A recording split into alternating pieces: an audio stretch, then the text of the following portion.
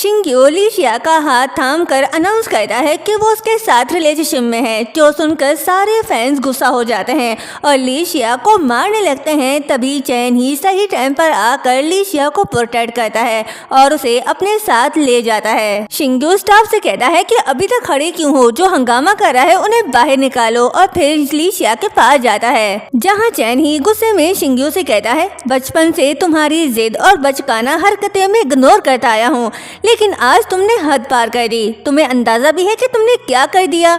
आज तुमने शीशी को सबके निशाने पर लाकर खड़ा कर दिया है। बाहर देखो, सिर्फ फैंस नहीं, एक पूरा तूफान है। अब वो लोग लीशिया को हर जगह जलील करेंगे। पूरा सोशल मीडिया बस लीशिया को गालियां देगा, तुम जानते हो ना ये सब। शिंग्यू सर झुकाकर माफी मांगता है तो चैनी कहता है कि तुम्हें मुझसे नहीं, इससे माफी मांगनी चाहिए। शिंग्यू लीशिया की तरफ देख उससे माफी मांगता है तो लीशिया कहती है, कोई बात नहीं, ये पहली दफा नहीं है, इससे पहले भी फैन वार से मैंने इससे भी ज्यादा बातें सुनी हैं। शिंग्यू कुछ कहने वाला होता है, तभी जियांग वेंग आती है और शिंग्यू से पूछती है, ये ट्रेंडिंग न्यूज़ क्या है? तुमने तो कहा था कि तुम सबसे ज्यादा मुझे पसंद करते हो। फिर चैनी को देख शरीफ बन जाती है और कहती है कि चैनी आप भी यहाँ? ये सुन शिंग्यू हैरान और गुस्से में चैनी से पूछता है, भाई तुम्हारा जियांग वेंग के साथ क्या चक्कर है? तभी फ्लैशबैक दिखाया जाता है जहाँ जियांग वेंग किसी को कॉल पर कह रही होती है, मैंने उसके नाम पर रूम सर्विस बुला लिया है, थोड़ी देर में मैं तुम्हारे लिए दरवाजा खुला छोड़ दूंगी। जब रूम सर्विस वाले आए तो तुम फौरन ज्यादा से ज्यादा तस्वीरें लेना, मामले को जरूर बड़ा बनाना। इस दफा मैं चैनी को मजबूर करके सच कबूल करवा कर ही रहूंगी। प्रेजेंट में जियांग वेंग ड्रामा करते हुए कह रही है, नहीं शिंग्यू, ऐसा कुछ नहीं है, मैं बस तुम्हारी फिक्र में चैनी से मिलने गई थी। ये सुनकर शिंग्यू कम्प्लीटली टूट जाता है और चैनी से कहता है, तुम सब मुझसे सच छुपा रहे थे, मैं ही यहाँ सबसे बड़ा बेवकूफ निकला।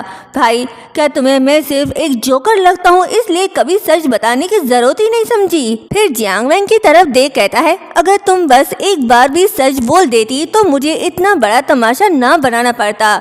बहुत अच्छे, तुम सबने बहुत अच्छा किया।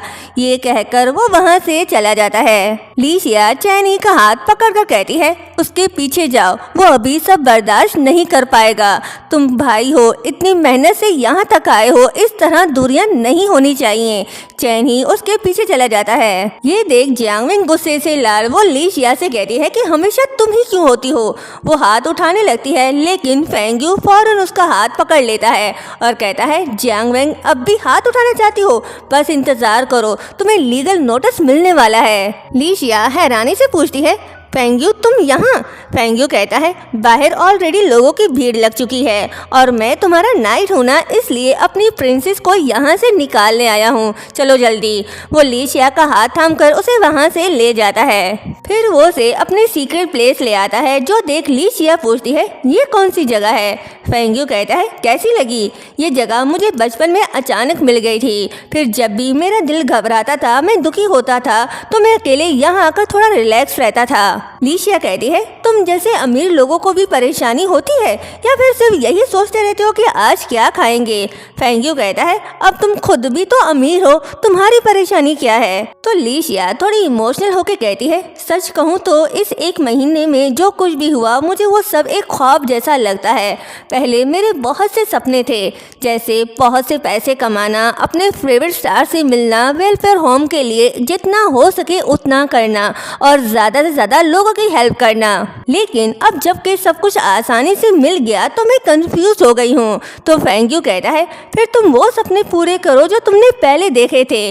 वैसे एक बात है जो मुझे हमेशा समझ नहीं आई, तुम शिंग्यू को क्यों पसंद करती हो? मेरा मतलब तुम उसकी फैन क्यों हो? लीशिया बताती है, बचपन में वेलफेयर बहुत ही खस्ता हाल में था।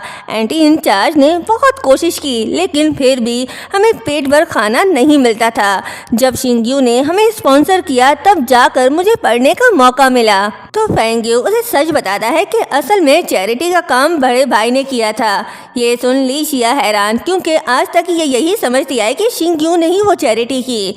फेंग्यू बताता है, शिंग्यू बहुत जिद्दी था, उसे एंटरटेनमेंट इंडस्ट्री में जाना था। खुद को साबित करने के लिए उसने वाईसी के कनेक्शन यूज करने से मना कर दिया था, इसलिए चैन ही ने उसकी हेल्प के लिए अपनी ही चैरिटी उसके नाम कर दी। ये सुन लीशिया कहती है, तुम कह रहे हो कि जो मुझे स्पॉन्सर करता था वो चैन ही था। फेंग्यू कहता है बिल्कुल सही, और इतने सालों से तुम्हें ढूंढने वाला भी वही था। लीशिया सरप्राइज होकर कहती है उसने मुझे ये सब कभी नहीं बताया। तो फेंग्यू कहता है जब वो 13 साल का था तो उसको ग्रैंडपा ने अडॉप्ट किया था अपने छोटे भाइयों के लिए, जिंदगी में थोड़ी जगह बनाने के लिए और ग्रैंडपा को खुश करने के लिए उसने बहुत कुछ किया और अपने ऊपर वो हमेशा हार्ड रहता था। हमारे लिए वो सिर्फ भाई नहीं बल्कि अक्सर डैड का फर्ज भी निभाता रहा। लीशिया कह रही है क्या मैं उसके लिए बोझ बन गई हूँ? तो फेंग्यू कहता है क्या कहा बोझ? अगर तुम न होती तो शायद हम में से कोई भी ठीक से बड़ा न हो पाता। इसलिए तुम और वो आज़ादी जिसकी उसे हमेशा चाहत रही बहुत पहले ही उसकी जिंदगी का हिस्सा बन चुकी है। उसकी बातें सुन लीशिया थोड़ी कंफ्यूज होती है। तो फेंग्यू कहता है तुम्हें ये तो पता है ना कि भाई तुम्हें पसंद करता है। ये सुन लीशिया हैरान होकर कहती है ये कैसे हो सकता है? तुम मजाक कर रहे हो ना? वो तो मुझे पसंद ही नहीं करता, फिर वो मुझसे प्यार कैसे कर सकता है? और रुको, मैंने अभी तक ये भी नहीं पूछा कि तुम्हें कैसे पता चला मैं कहाँ थी। तो फेंग्यू बताता है कि भाई ने मुझे कॉल करके कहा तुम्हें ढूंढने को और उसने ही मुझे तुम्हारे पास भेजा। लीशिया कहती है चलो कम से कम इतनी तो अच्छाई है उसमें। वैसे ये जगह बहुत खूबसूरत है, इतना खुला आसमान देखकर लगता है जैसे सारी परेशानियां गायब हो गई हैं। तुम्हारे साथ रहकर हमेशा रिलैक्स फील करती हूँ। फेंग्यू उसे टच करने के लिए हाथ आगे बढ़ाता है, लेकिन जैसे ही लीशिया उसे देखती है तो वो हाथ पीछे कर लेता है। लीशिया पूछती है तुम्हें क्या हुआ? तो वो मुस्कुरा कर कहता है कुछ नहीं। दूसरी तरफ सारे रिपोर्टर शिंग्यू का इंतजार कर रहे होते हैं। जैसे ही वो आता है तो सब उससे पूछने लग जाते हैं क्या ये सच है कि तुम एक कॉलेज स्टूडेंट को डेट कर रहे हो? शिंग्यू जवाब देता है इसमें प्रॉब्लम ही क्या है, मैं खुद भी तो कॉलेज स्टूडेंट हूँ। वो कहते हैं कि पहले आप हमेशा सिंगल इमेज के साथ सामने आते थे, अब अचानक रिलेशनशिप के साथ सामने आए हो। क्या ये फैंस को धोखा देने जैसा नहीं है? शिंग्यू कहता है मेरा पहले सिंगल होना क्या अब मुझे रिलेशनशिप रखने से रोकता है? तभी फैंस कहते हैं कि तुम सिर्फ एक झूठे हो, अपने बर्थडे फैन मीटिंग को गर्लफ्रेंड को खुश करने का जरिया बना दिया। तुम्हें लगता है कि इस बार तुम वापस खड़े हो जाओगे?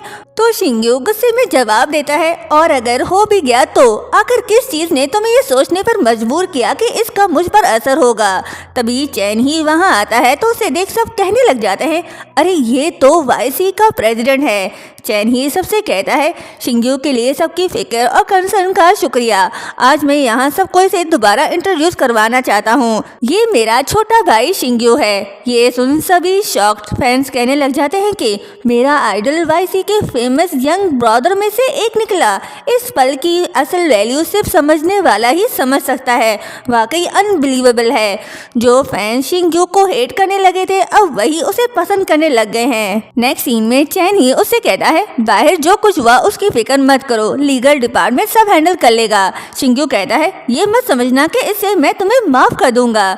चैनी कहता है मैंने ये सब इसलिए नहीं किया कि तुम मुझे माफ कर दो, मैंने ये सब इसलिए किया क्योंकि मैं नहीं चाहता कि तुम लोगों का असल चेहरा देखो। तुम बस खुश रहो, इतना ही काफी है। शिंग्यू कहता है मैं 21 साल का हो चुका हूँ, मुझे बच्चा समझना बंद कर दो। अच्छा या बुरा सिर्फ खुद एक्सपीरियंस करके ही समझ सकता हूँ, तुम मुझे जिंदगी भर प्रोटेक्ट नहीं कर सकते। चैन ही कहता है क्या बात है, बस 1 साल बड़े क्या हो गए पर निकल आए, अब तुम्हें अपना भाई भी कम लगने लगा है। शिंग्यू कहता है भाई मैं बस चाहता हूँ कि तुम अपनी जिंदगी अच्छे से जियो, इसलिए मैं मान जाता हूँ। तभी चैनी कहता है मुझे लीशिया पसंद है, मैं जानता हूँ तुम्हें ये बंधन पसंद नहीं और तुम अपने करंट करियर को दिल से चाहते हो, इसलिए तुम्हें उसकी फिक्र करने की जरूरत नहीं। शिंग्यू से बताने लगता है कि ऐसा कुछ नहीं है, लेकिन चैन ही उसकी बात पूरी होने ही नहीं देता।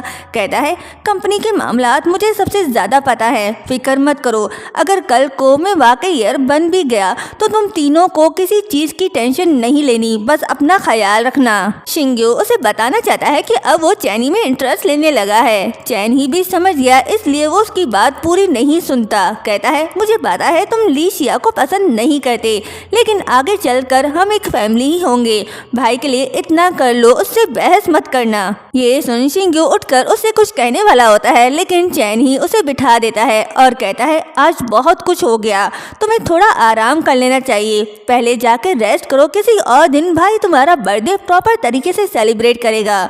ये बोलकर वो वहाँ से चला गया। शिंग्यू कंफ्यूज कहता है कि भाई को क्या हो गया है, उसने तो मेरी बात सुनी ही नहीं। चैन ही भी बाहर आकर अपने दिल पर हाथ रखकर कहता है बच गया, थोड़ी सी देर और होती तो वो लड़का लिशिया के लिए अपने दिल की बात कह देता। दूसरी तरफ लिशिया अकेली खड़ी होती है, तभी जाओलिन उसके पास आता है, कहता है जल्द ही 1 मंथ कंप्लीट हो जाएगा, क्या तुमने अपना फैसला कर लिया? लिशिया कहती है सच कहूँ तो अभी तक मैं डिसाइड नहीं कर पाई। जाओलिन कहता है तुम कंफ्यूज हो कि किसे चुनो या फिर इस बात से डरती हो कि किसी को चुन लिया तो उस पर प्रेशर आ जाएगा। अब देखना ये होगा कि लिशिया किसे चुनेगी। नेक्स्ट पार्ट देखने के लिए चैनल को सब्सक्राइब और वीडियो को लाइक शेयर करना मत भूलिएगा। Thank you so much.